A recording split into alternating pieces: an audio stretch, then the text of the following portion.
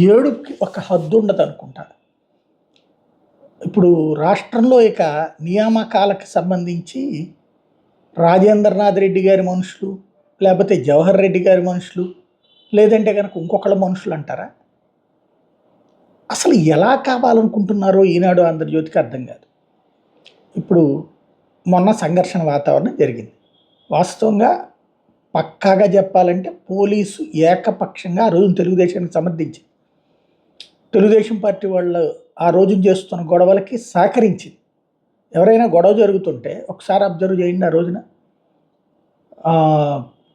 ఏది నరసరావుపేట దగ్గరేమో దెబ్బలు తిన్నది వైఎస్ఆర్ కాంగ్రెస్ పార్టీ వాళ్ళు, పోలీసులు ఆయన గృహ నిర్బంధం చేశారు.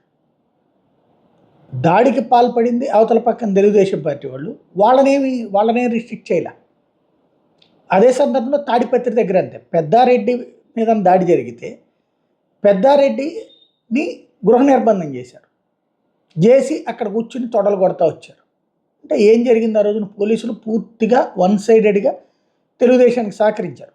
వాళ్ళ ఉద్దేశం ఏంటన్నది నేను ఇంతకుముందే చెప్పాను. వాళ్ళు ఎందుకు ఆ విధంగా ఉన్నారన్నట్టు.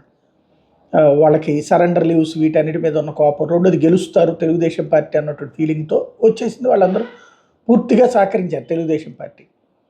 అయితే ఇప్పుడు దాని మీదన ఎవరైతే తెలుగుదేశం పార్టీ కోరిక మేరకు మార్చబడినటువంటి పోలీస్ అధికారులు వాళ్లే దాని కారణంగా ఎన్నికల సంఘం ఆధ్వర్యంలో చర్యలు తీసుకోబడ్డారు.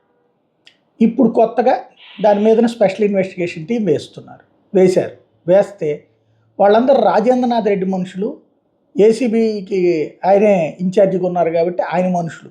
ఏంటి ఆయన మనుషులు? వాళ్ళందరూ చదువుకున్నది ఏంటి? వాళ్ళందరూ చేసింది ఏంటి? రెండవది, ఇంకెవరిని పెట్టాలి ఇప్పుడు? మొత్తం తెలుగుదేశం ఆంధ్రజ్యోతి రాధాకృష్ణ గారిని, ఈనాడు రామోజీరావు గారిని అడిగి ఓ లిస్టు తీసుకుని ఎవరిదైనా పెడితే సరిపోతుంది కదా. వాళ్ళందరినీ, లేకపోతే కనుక సస్పెండ్ అయినటువంటి అధికారులనే అడిగి వాళ్ళనే, లేదా ట్రాన్స్ఫర్ అయినటువంటి అధికారులను పెట్టుకుని వాళ్ళకే అప్పచెప్తే సరిపోతుంది దర్యాప్తు. చివరికి రాష్ట్రం మాత్రం రావణ కాష్టంలా రగిలిస్తూ చాలా దారుణమైన స్థితికి అయితే తెచ్చేశారు. ఈ రాష్ట్రంలో బతకడం అయితే కష్టం.